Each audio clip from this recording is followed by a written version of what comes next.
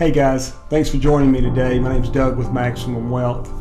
I want to get right into our subject matter today, and the subject matter happens to be how we react to things and how we respond to things. And there are two very distinct differences in these two approaches to the way we look at life and handle life. As I look around the country, as I look around the world, at the different cities and the different ways of life, I'm amazed at the human condition, the new human condition, the circumstances that we find ourselves in, the social aspects of how we are handling everything is not good. Have you stopped to think about the amount of change that we're having to endure and go through practically every moment of every day of our lives? Our changes in our government, the changes in our schools, the changes in our employment situations, our attitudes, our culture, our personalities. And the greatest change that we're actually having to deal with, this in addition to what we're going through with these external changes, is the change about how we have to make choices and how we have to make decisions.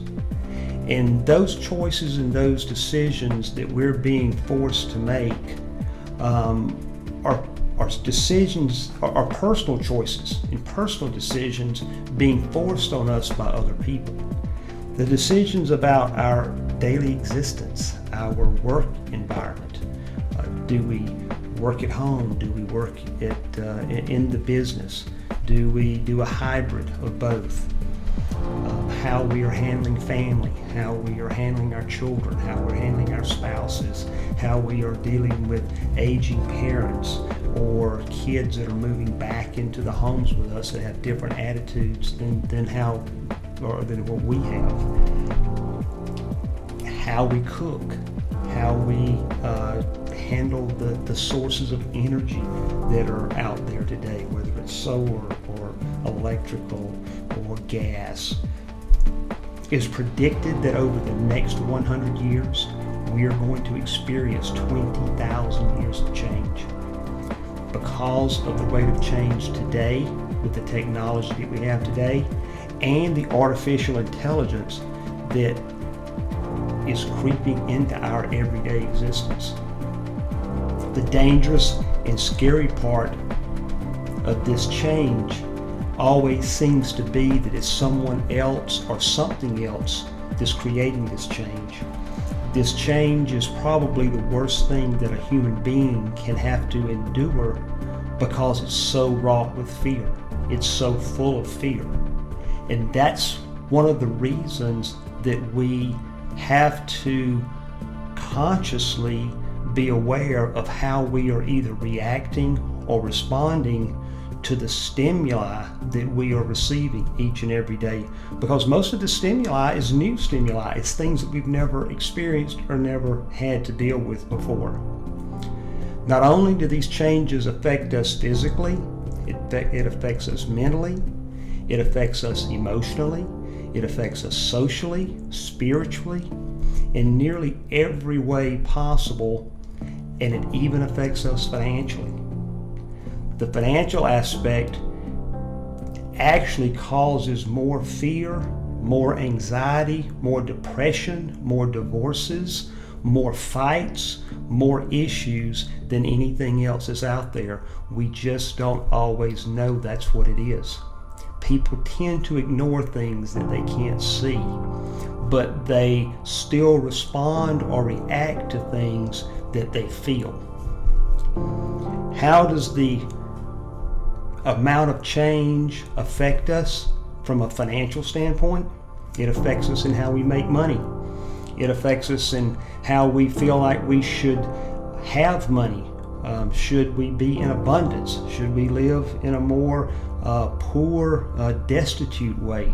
Should we be in the middle as far as society says that we should maybe be, how we make it, how we spend it, how we save it, how we provide for our future when we can no longer work. All of our decisions with our life and our money are based on the emotions that we're feeling at the time we're having to make these decisions. And 95% of the time, when we make these decisions, they are reactions. And what are we doing when we react? We are in an unconscious state, going off of our emotions, obviously, but going off of our habits, going off the way we've been taught to handle things by our parents, by our peers, and by the history that we've gone through. So this type of reacting, when it comes to reacting versus responding, they have very distinct effects on how the outcomes of these situations end up. The habit of reacting is more animal-like. It's more impulsive, it's more emotional. This leads to chaos, it leads to misunderstandings, it leads to mistakes, it leads to broken relationships. So really what you are trying to do is not react. You want to respond.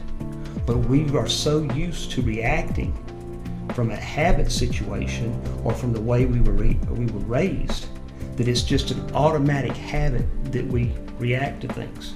What can we do about that? We need to learn how to respond. We need to slow down. We need to take a moment to breathe.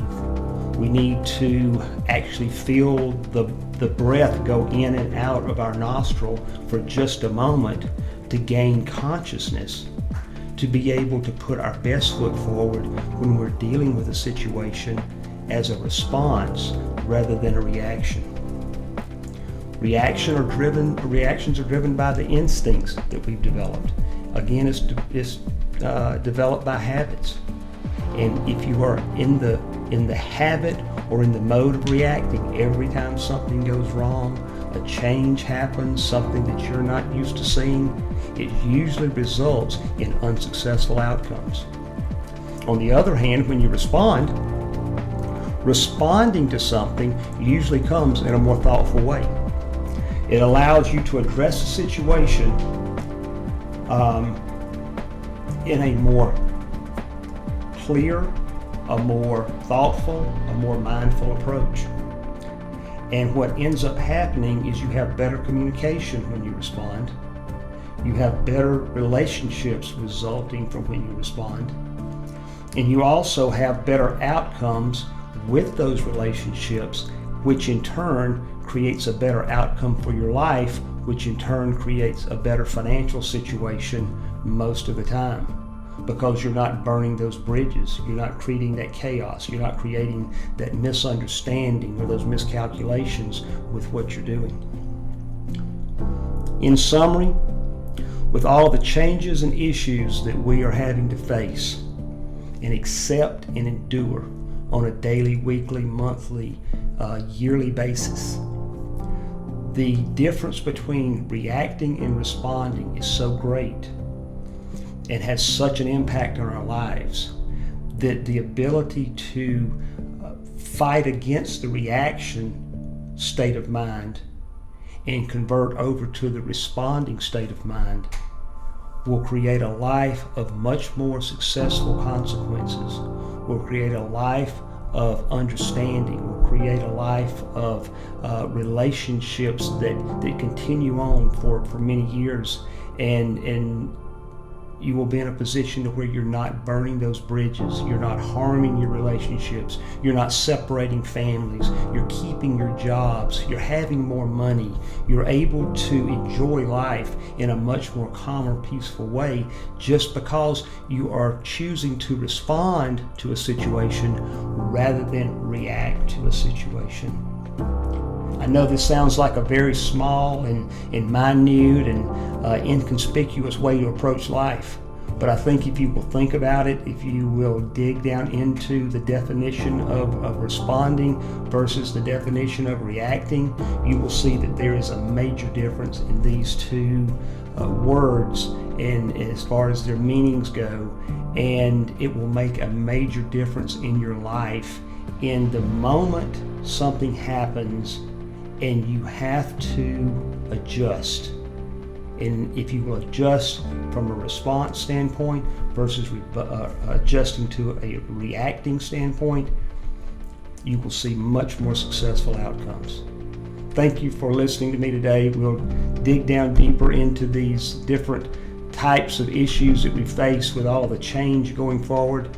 My name's Doug with Maximum Wealth. Thanks for joining me today. Look forward to seeing you again. Go to our website at DougJonesWealth.com. As you can see back here, wealth is not just about money. Wealth is about work. It's about education. It's about authenticity. It's about liberty. It's about time. It's about health. And all of these things combined creates a life that moves you in a powerful, positive direction that will make you, your family, your friends, your co-workers, and any of the relationships that you may have a better place and a better world. Thank you for joining me today.